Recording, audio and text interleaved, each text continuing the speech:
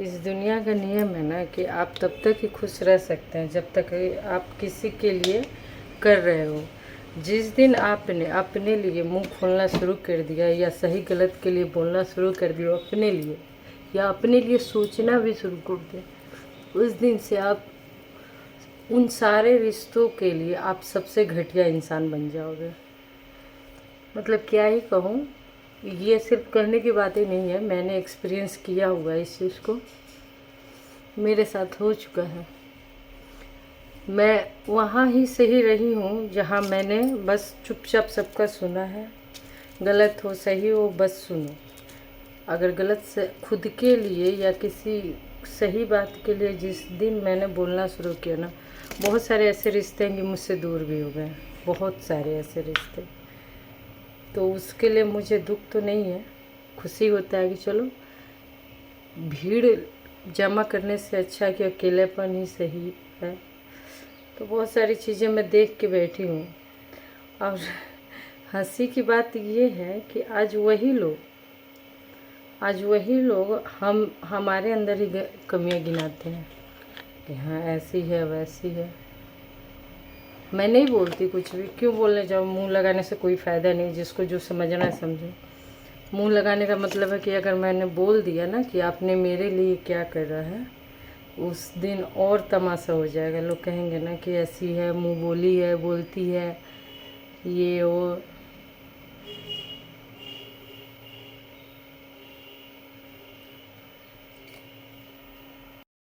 कहने का बस एक ही मतलब है कि चुप है तो रिश्तों का मेला है आपके पास। जिस दिन आप बोल दिए उस दिन आप अकेले हैं। इस मेले के झमेले से बिल्कुल ही अकेले हैं, कोई आपका साथ देने वाला नहीं है, कोई आपके पास नहीं होगा।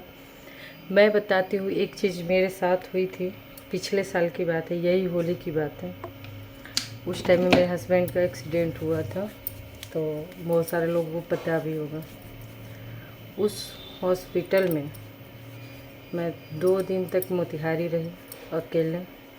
कहने के लिए बहुत सारे रिश्तेदार थे, लेकिन उस दिन मुझे पता चला कि मेरे पास ना के बराबर रिश्ते हैं। जो रिश्ते सच्चे थे वो मेरे साथ खड़े थे।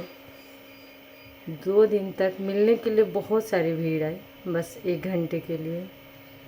ना कोई रुकने वाला था, ना कोई पूछने वाला था, बस सब आ रहे थे, अपना फॉर्मेलिटी निभा रहे थे।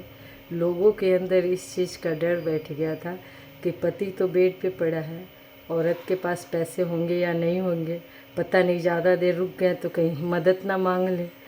लेकिन रियल बात बताती हूँ मैं आपको, उस टाइम में मुझे पैसे की ज़रूरत नहीं थी, क्योंकि मेरे हस्बैंड उतना कैपेटेबल है कि मुझे ज़रूरत नहीं पड़ी थी, भगवान की दुआ है। बस मुझे ज़रूरत थी किसी का साथ। तो उस टाइम में बस, कहता है लोग ना कि मायके के बारे में शादी के बाद भी लड़कियां सोचती हैं, मायके वाले करते हैं इसलिए सोचना पड़ता है।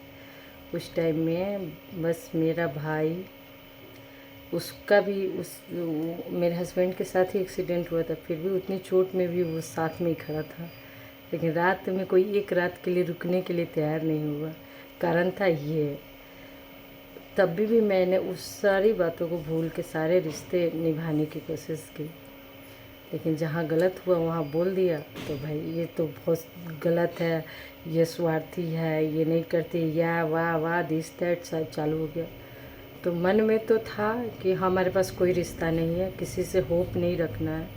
बस एक चीज़ मुझे आगे चल के अपने लाइफ में फॉलो करना है कि जितना हो सके अपने पास पैसा रखो, रिश्ते हो या ना हो कोई फ़र्क नहीं पड़ता है। अगर उससे ज़्यादा ना अगल बगल के आपके गांव समाज के लोग कर देगा, कोई किसी का नहीं होता है।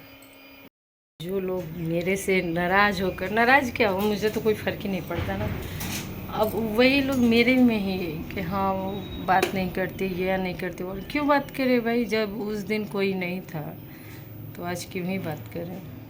मैंने समय को बदलते देखा है, मैंने उस समय को बदलते हुए देखा है कि जब लगता था कि मेरे पास इतने सारे, मैं सोचती थी ना कभी कुछ होगा भी तो कोई बात नहीं, टेंशन की, मेरे पास बहुत सारे रिश्ते हैं, ये है वो है दिस है दैट है, कोई नहीं। मैं खुल कर बोलूँ तो मुझे एक मायके से ही सपोर्ट मिला, बाकी कहीं से सपोर्ट नहीं मिला है। बस करने के लिए सब कोई रहता है कि हाँ ये है वो है, कुछ नहीं, कोई रिश्ता काम नहीं आता है, कोई किसी का नहीं होता है।